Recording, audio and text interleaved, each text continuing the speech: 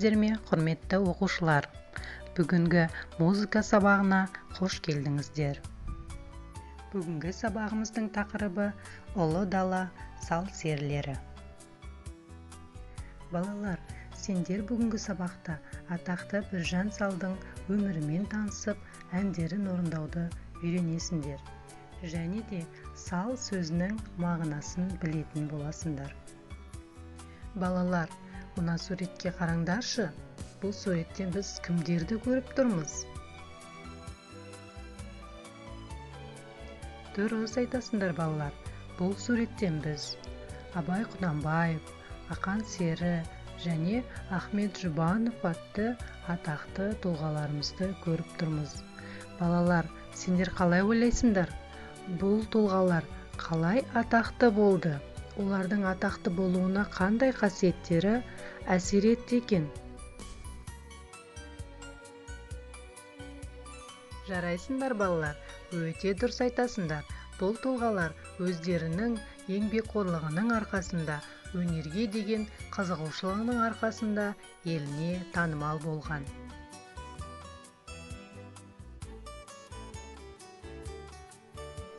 Балалар, сендер білесіңдер ме?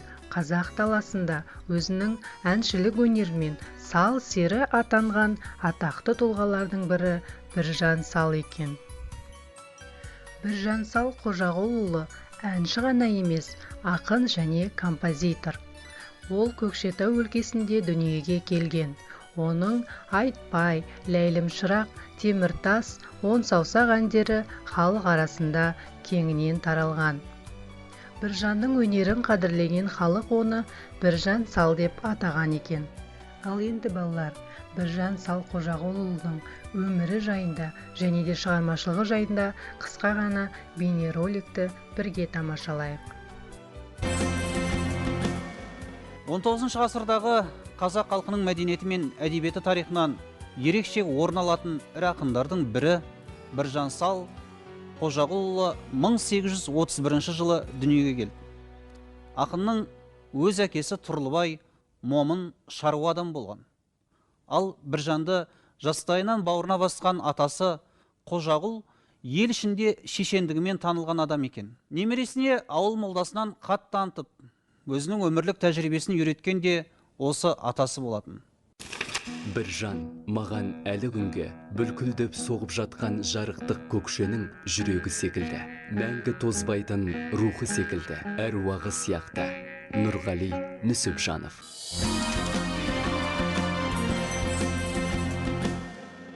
Біржан Сал үш бірдей өнер иесі.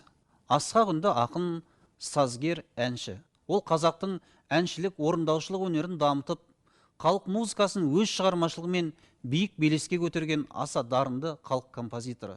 Біржан әндері оның өз өмірінің шежіресі. Ол өз шығармалары арқылы ел ішіндегі алауызды, дүние қоңыздықты аяусыз сынады. Дүниенің қызығын малмен ғана бағалап, байлықтың буына мастанған шонжарлардың ар-намысты аяқ асты еткісі келетініне төзбеген ақынның жан айқайы қазақ даласына асқақ әнімен жетіп жатыр. Біржан Сал Қожағұлұлының бойындағы ерекше бір қасиеттердің бірі ол суырып салмалық ақындығы еді. Біржан Сал көптеген атақты тұлғалармен айтысқан еді, бірақ Біржан мен Сараның айтысы айтыс өнерінің озық үлгілерінің бірі болды. Біржан Сал Сара Тастанбек қызының ақындық даңқын естіп, жетісу жеріне іздеп келіп айтысады. Қыздың ақындық өресін байқаған Біржан шын жүйріктігіне басы иеді. Сара да аға деп қадірлеп, ақындығын, әншілігін жоғары бағалайды. Сол кезде теңіне қосылмай қалың малға сатылып кету тек Сараның басындағы ғана жағдай емес. Сондықтан да Сараның сөзі бүкіл қазақ қыздарының мұң шеріндей болып шығады. Айтыстың маңыздылығы да сол елдегі әлеуметтік жағдай, заман тынысы айқын көрініп, әйелдің бас бостандығы секілді мәселелер кеңінен қозғалғандығында.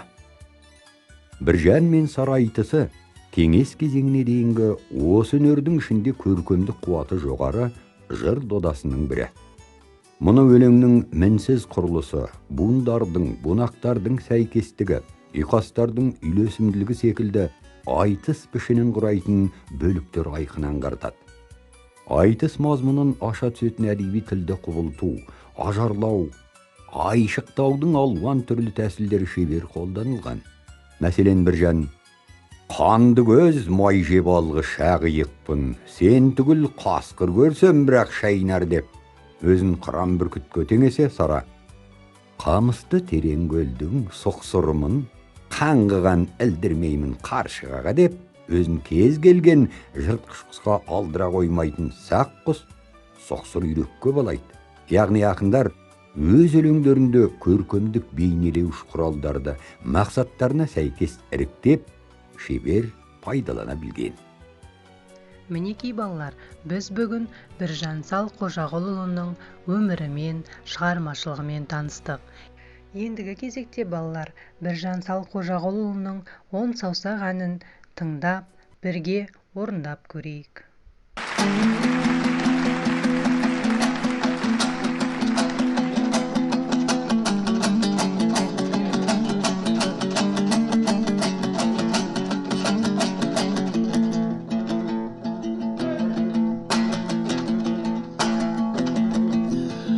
Домбыра күйге келер бірау менен келмейді, сөз жүйесі құрау менен. Гүлденген бәйшешектей қайран жастық келмейді ақау.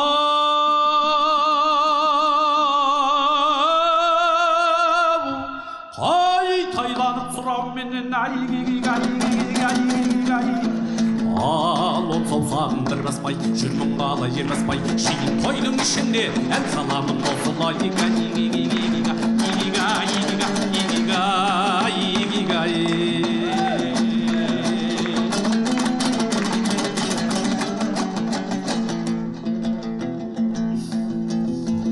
Әнекей келіп қалдық қалай жасқа ағарып, нысан кіріп сақал шашқау. 30 бен 45-тің арасында ап жүрміз ақау.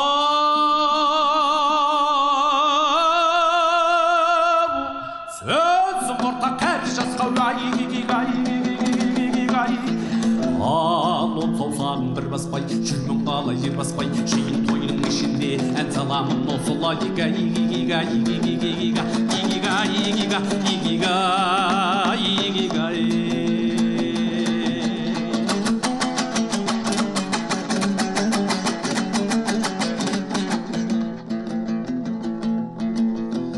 Сорасаң 4 момынның жүйрегімін, 300-дің алғыстағаны тұйғынымын. Бас демес, аяқ демес осы күндай оқтаның ақау. Жуан сағақ тұғырымын ал он саусағын бір баспай, жүрмін қалай жер баспай, шейін тойының ішінде ән саламын осылай.